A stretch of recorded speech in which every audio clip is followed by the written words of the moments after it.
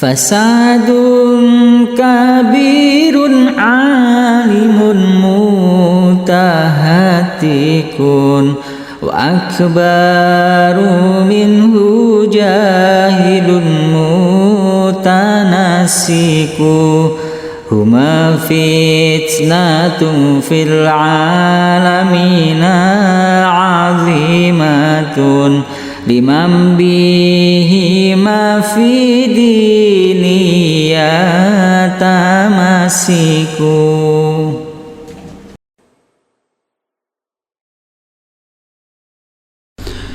Assalamualaikum warahmatullahi wabarakatuh. Bismillahirrahmanirrahim. Qala al-musannif rahimahullahu ta'ala wa nafa'ana bihi bi ulumihi wa bi barakatihi fid dharaini amin.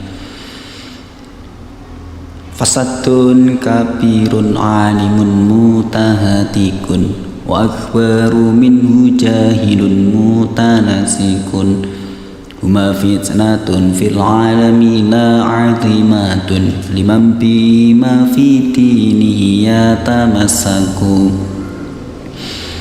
Alimun utawi wong alim, mutanasikun kang alimun utawi wong alim, mutahatikun kang sakarepe dhewe, iku fasadun kerusakan,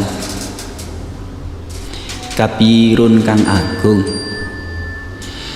hojahilun lan utawi wong kang bodoh, mutanassikun kang ahli ibadah, iku akbaru luwih gedhe kerusakane minhu tinimbang saking alimun mutahatikun. Huma utawi karo-karone alimun mutahatikun wajahilun mutanasikun iku fitnatun dadi fitnah fil alamina ing dalem alam kabeh, azimatun kang agung liman kedue wong yatamassaku kang cecekelan sapa man fi dinihi ing dalem yatamassaku kang cecekelan sapa man bihima kelawan alimun mutahatikun wa jahilun mutanasikun fi dinihi ing dalem agamane man. Perlu kita ketahui adik-adikku dan sahabat Midar yang dirahmati oleh Allah, bahwa orang yang alim, orang yang pandai, orang yang cerdas, tapi seenaknya sendiri, tapi dia itu semaunya sendiri, tidak mau diatur oleh yang namanya syariat, itu akan membawa kerusakan yang sangat besar. Dan orang yang bodoh kemudian dia itu ahli ibadah, itu lebih besar kerusakannya daripada orang yang alim yang semaunya sendiri. Keduanya itu, orang yang alim tapi semaunya sendiri, dan juga orang yang bodoh tapi ahli ibadah, ini menjadi fitnah yang sangat besar di alam dunia ini bagi orang-orang yang mengikutinya. Yang pertama adik-adikku, sahabat Midar yang dirahmati oleh Allah, bahwa orang yang alim kemudian semaunya sendiri, kenapa kok di situ itu menjadi suatu bentuk kerusakan yang sangat besar bagi dirinya sendiri dan juga orang lain? Karena perlu kita ketahui bahwa kita itu akan mudah tergoda, akan mudah terjerumus oleh yang namanya godaan setan. Nah, Itu sangat berbahaya sekali, karena perlu kita ketahui bahwa ada suatu kisah di mana kisah ini ada di dalam masanya Nabi Musa. Ada seorang raja. Raja ini alim. Raja ini pintar. Raja ini pandai. Dia adalah Bal'an bin Ba'ura. Dia dikasih keistimewaan oleh Allah berupa Asmaul A'zam, nama-nama Allah yang agung, yang ketika dia itu mau berdoa, dia itu mau memanjatkan permintaannya kepada Allah, pasti sama Allah langsung dikabulkan.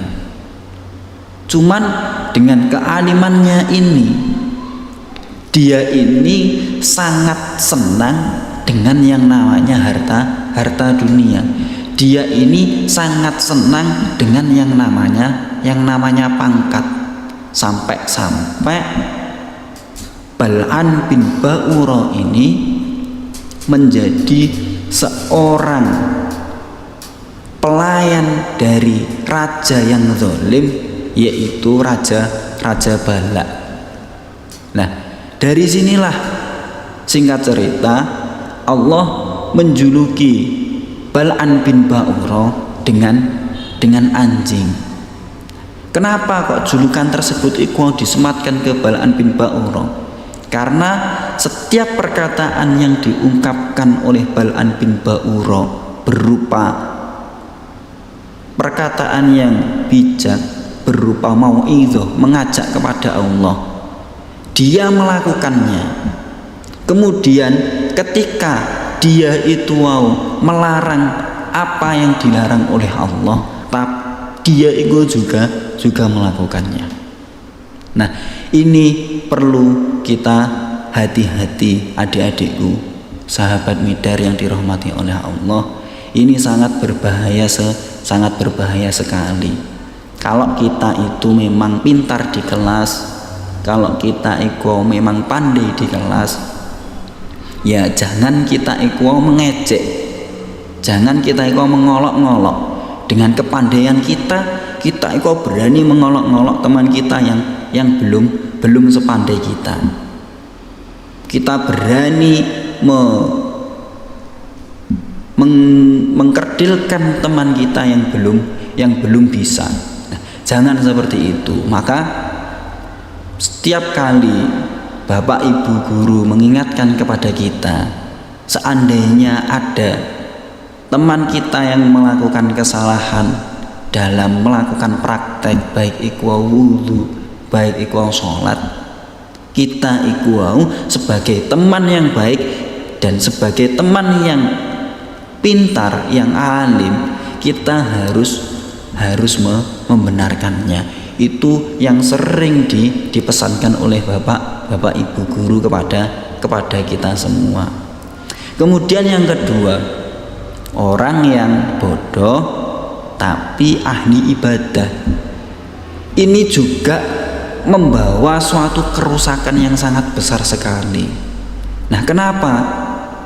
Karena ketika disebutkan ilmu itu zainun li ahlihi wa fadlun wa inwanun li kulli mahamidi, ilmu itu akan menjadi perhiasan bagi kita, akan menjadi keutamaan bagi kita, akan menyelamatkan kita ke jalan-jalan yang diridhoi oleh Allah. Nah, ini kita tidak indah, kita tidak memperhatikan itu, kita tidak menggapai itu. Nah, ini berbahaya. Kita hanya senang melakukan ibadah saja tanpa didasari ilmu, ini akan lebih mudah digoda oleh syaitan. Nah, di situ diwujudkan dalam suatu kisah bahwa ada seorang yang ahli maksiat. Dia itu pernah membunuh sebanyak 99 orang. Dari kemaksiatan yang dia lakukan, ahli maksiat tersebut itu ingin bertobat, ingin kembali ke jalannya Allah. Dan akhirnya dia ingin berkonsultasi, bertanya, meminta petunjuk kepada seorang yang dia itu ahli ibadah. Tapi dia ini bodoh. Dia bertanya kepada jahilun mutanasik, orang yang bodoh tapi ahli ibadah. Saya ini pernah membunuh orang sebanyak 99, dan saya ingin kembali ke jalannya Allah dan ingin bertaubat. Itu yang dikatakan oleh ahli maksiat kepada jahilun mutanasik. Akhirnya apa? Dijawab sama ahli ibadah yang bodoh itu, kamu tidak akan diterima tobatmu. Karena apa? Kamu telah banyak melakukan perbuatan yang dilarang oleh Allah, telah banyak membunuh orang. Nah, akhirnya dengan jawaban tersebut, akhirnya ahli maksiat tersebut itu putus asa. Akhirnya dia membunuh lagi satu orang, yang dia mengorbankan dirinya dengan membunuh dia sendiri. Dan akhirnya dia menjadi korban yang ke-100. Nah, dari kedua kisah tersebut, antara orang yang ahli ibadah tapi dia semaunya sendiri, dan juga orang yang bodoh tapi dia ahli ibadah, maka dari kedua kisah tersebut, antara orang yang alim yang semaunya sendiri dan juga orang yang ahli ibadah, orang yang bodoh tapi ahli ibadah, ini kedua orang tersebut itu akan membuat suatu kerusakan yang sangat besar. Nah, ini perlu kita hati-hati adik-adikku dan sahabat Midar yang dirahmati Allah. Dari pelajaran tersebut kita bisa mengambil hikmahnya. Ketika kita menjadi orang yang pintar, maka kita gunakan kepintaran kita gunakan kecerdasan kita untuk membantu orang, untuk menolong orang, untuk menyelamatkan orang lain.